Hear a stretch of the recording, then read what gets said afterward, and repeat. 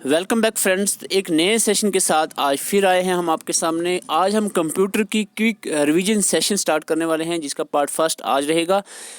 इस एक ही लेक्चर में आप एटलीस्ट 20% कंप्यूटर को रिवाइज कर पाएंगे, लेकिन इसमें एंड तक आपको साथ में बने रहना है। बीच में कुछ चीज़ें टफ भी आ सकती हैं, कुछ बेसिक भी होंगी। सभी को आपने ध्यान से सुनना है, देखना है, पढ़ना है।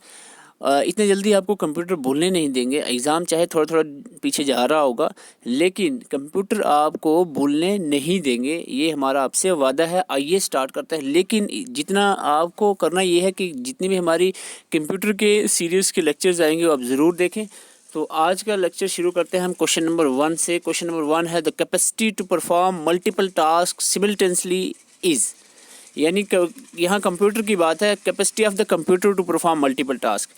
कंप्यूटर की जो कैपेसिटी होती है मल्टीपल टास्क परफॉर्म करने की एक ही टाइम में, इस करैक्टर ऑफ कंप्यूटर को क्या कहते हैं, तो ये आपको बताना है। जल्दी से आंसर करें। तो इसका आंसर यहाँ पर रहेगा option B, versatility is the right answer. तो मल्टीपल टास्क जो है कंप्यूटर परफॉर्म कर सकता है। आपको मैं इसी टॉपिक यानी करैक्टरिस्टिक पे थोड़ा सा रिवाइज करवा देता हूँ। आपको कुछ करैक्टर्स याद रखने, जैसे स्पीड एक करैक्टर है कंप्यूटर का, और जो कंप्यूटर की प्रोसेसिंग की स्पीड है वो millions of instructions per second में जो मापी जाती है, इसको आपने याद रखना है मिप्स। तो मिप्स क्वेश्चन बहुत बार एग्जाम में पूछा गया है, तो ये क्वेश्चन आपको ज़रूर याद रखना है। MIPS, मिप्स, millions of instructions per second. तो दूसरा हमारा इसका जो मेन करैक्टर है वो है आपका वर्सैलिटी, जो आपको अभी मैंने बताया। Computer can do different type of work simultaneously, they can perform multiple task at a same time. तो ये दूसरा पोर्शन जो है आपको याद रखना है, करैक्टर दूसरा। आगे बढ़ते हैं थोड़ा सा। दो और करैक्टर्स कंप्यूटर के याद रखना है। डिलीजेंस, डिलीजेंस का मतलब होता है कि computer is free from tiredness, computer थकता नहीं है, ये आपने याद रखना है। कंप्यूटर लैक ऑफ कंसंट्रेशन नहीं होती कंप्यूटर की। और एक और इम्पॉर्टेंट फैक्टर है, दैट इज़ रिलायबिलिटी। रिलायबिलिटी का मतलब होता है यहाँ पर कि कंप्यूटर एग्जैक्ट रिजल्ट प्रोड्यूस करता है, ठीक है, और मिस्टेक नहीं करता। It is free from mistakes.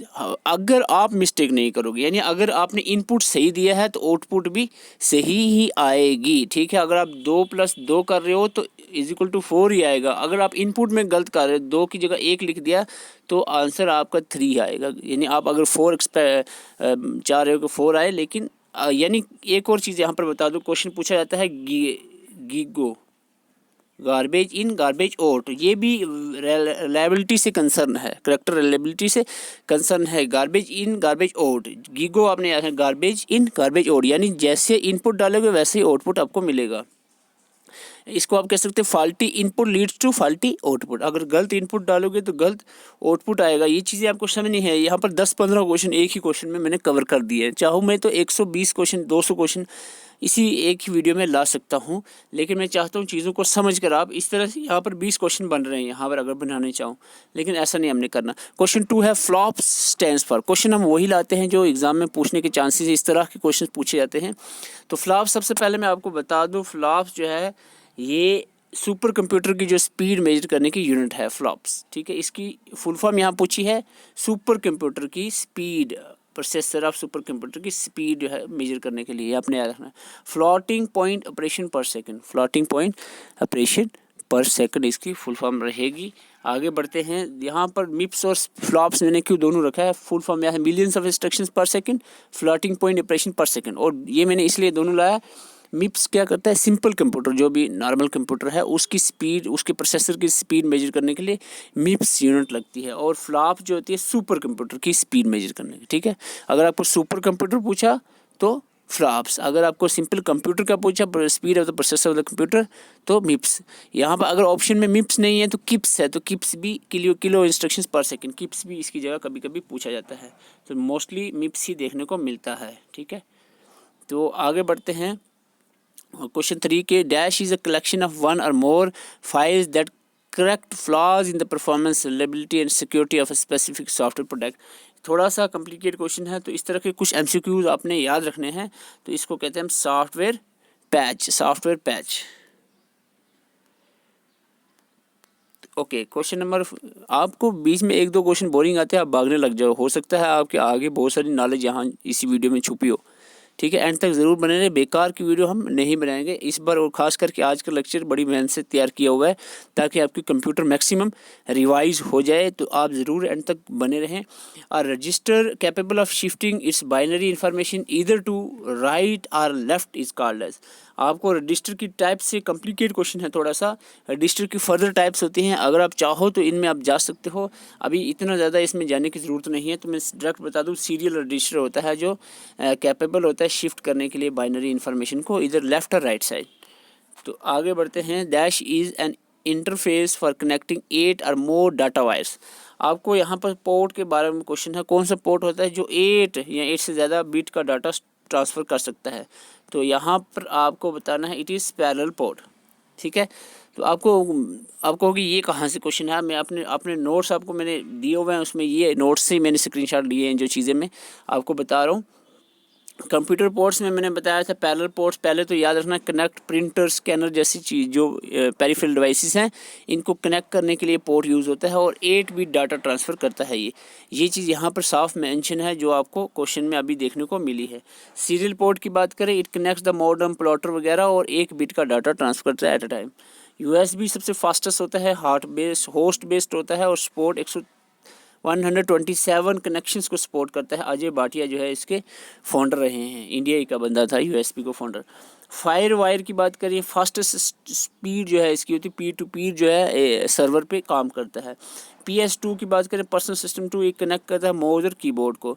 और मिडी भी होता है, मिडी जो इंस्ट्रूमेंट होती हैं, कौन सी म्यूजिकल इंस्ट्रूमेंट के लिए मिडी यूज़ होता है, MIDI।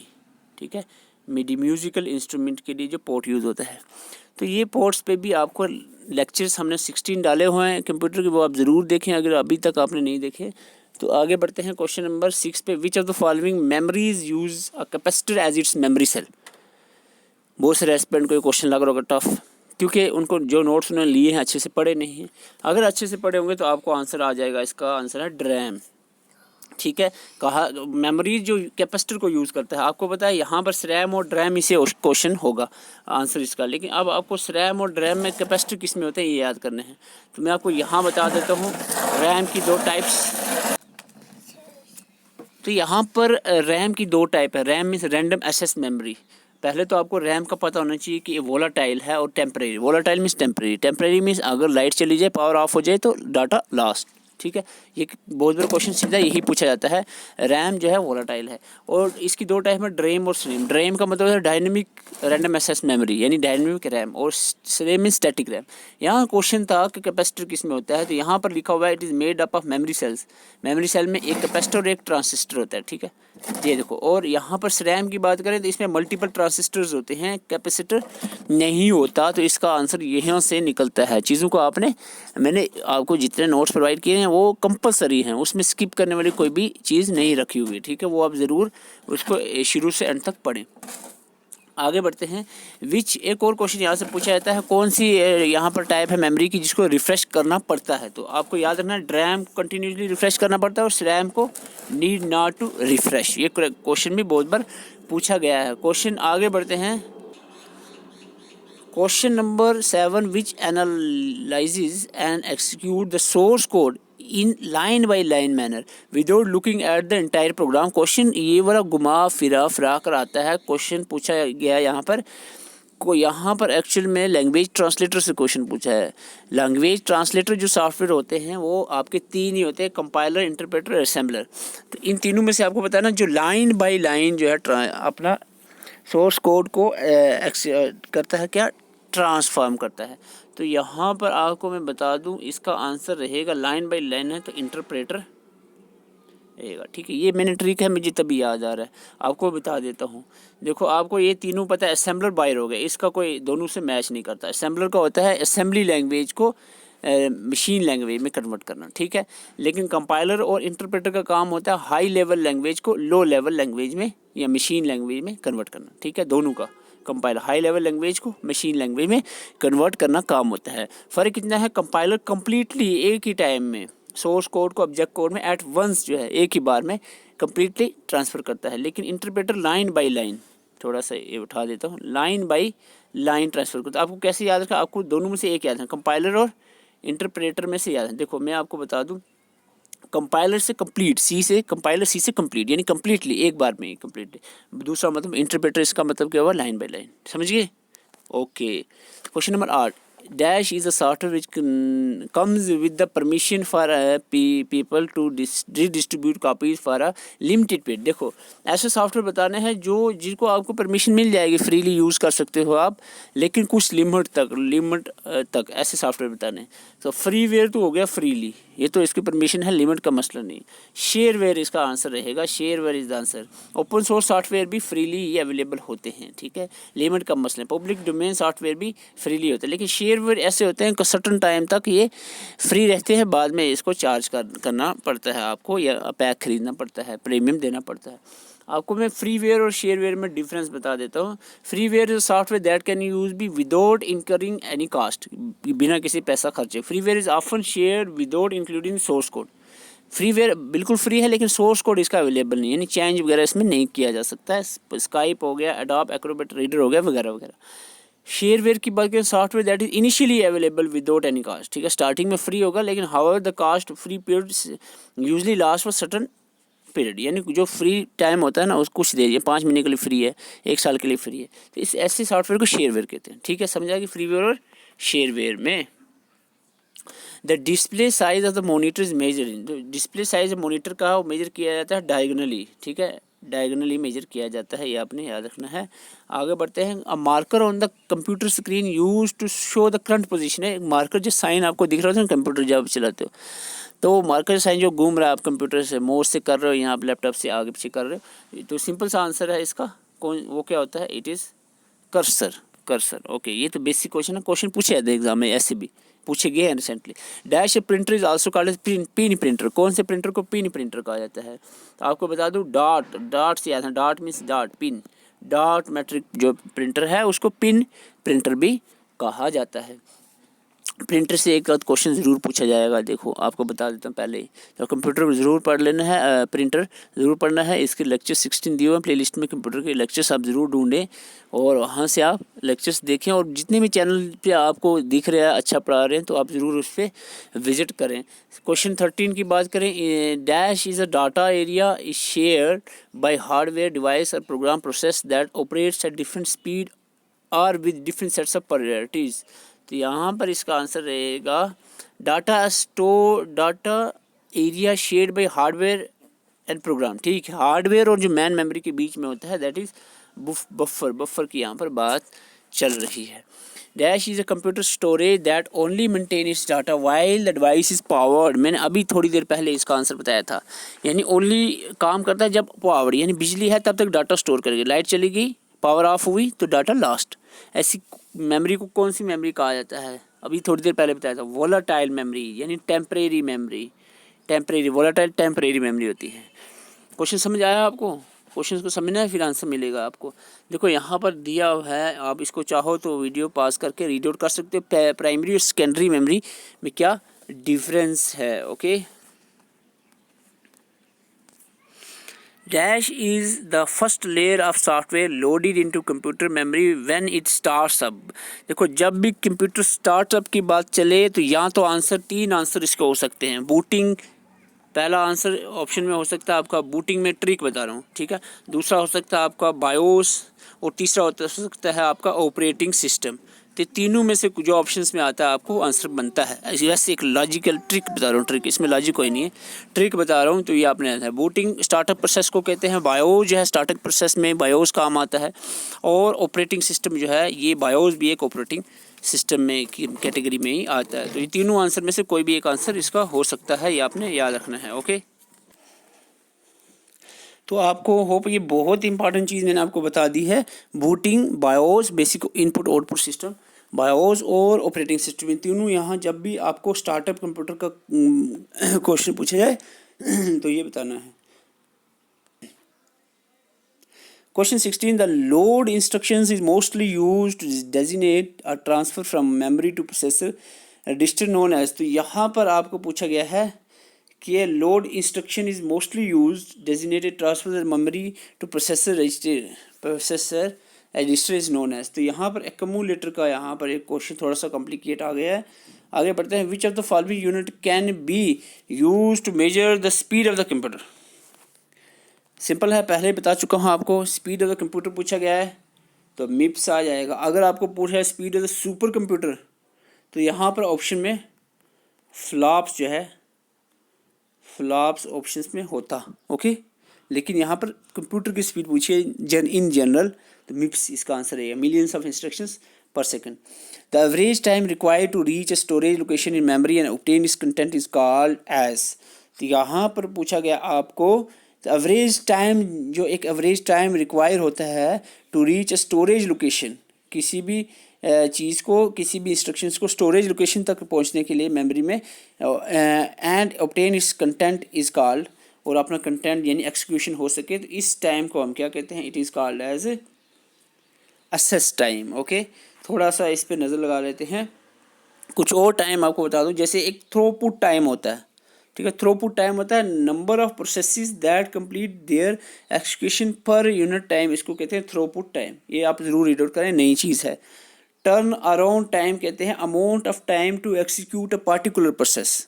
एक पार्टिकुलर प्रोसेस को करने के लिए, एक्सिक्यूट करने के लिए जो टाइम लगता है उसको टर्न अराउंड टाइम कहते हैं। और वेटिंग टाइम होता है amount of time process has been waiting in the ready queue. कोई भी जो एक्सिक्यूशन का प्रोसेस हो रहा है उस जो वो वेटिंग में है नहीं, इसके बाद एक प्रोसेस चल रहा है दूसरा प्रोसेस होगा, तो इसको वेटिंग टाइम कहते हैं। Response time amount of time it takes from when the request was submitted until the first response is produced, not output for the time sharing environment। ठीक है, सिंपल सा इसका आंसर है। रिस्पांस टाइम होता है कि एक प्रोसेस के लिए रिक्वेस्ट चली गया है, लेकिन जब तक दूसरा प्रोसेस कंप्लीट नहीं होता तो ये एक्सिक्यूशन में नहीं आता, तो इसको रिस्पांस टाइम कहते हैं। The rate at which the scanning is repeated in a CRT is called. पहले तो मैं आपको CRT की फुल फॉर्म बता दूं, कैथोड रे ट्यूब।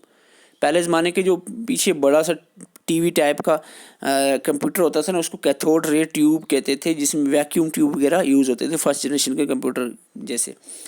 और ये मॉनिटर है CRT, ठीक है। तो पहली बात ये है। अब बात the rate at which the scanning is repeated in the CRT is called, इस रेट को हम कहते हैं refresh rate. Question 20, dash is an input device that converts analog information into digital form. तो एनालॉग इन्फॉर्मेशन को digital form में convert करने वाला, इन ऑप्शंस में अगर आप देखो तो यहाँ पर डिजिटाइज़र ही इसका आंसर रहेगा। तो ये आपने ऑप्शन के हिसाब से देखना है। तो आज के हमारे 20 क्वेश्चंस यही थे। So these are the 20 questions for today. I hope आपको इस लेक्चर से कुछ ना कुछ फ़ायदा ज़रूर हुआ होगा।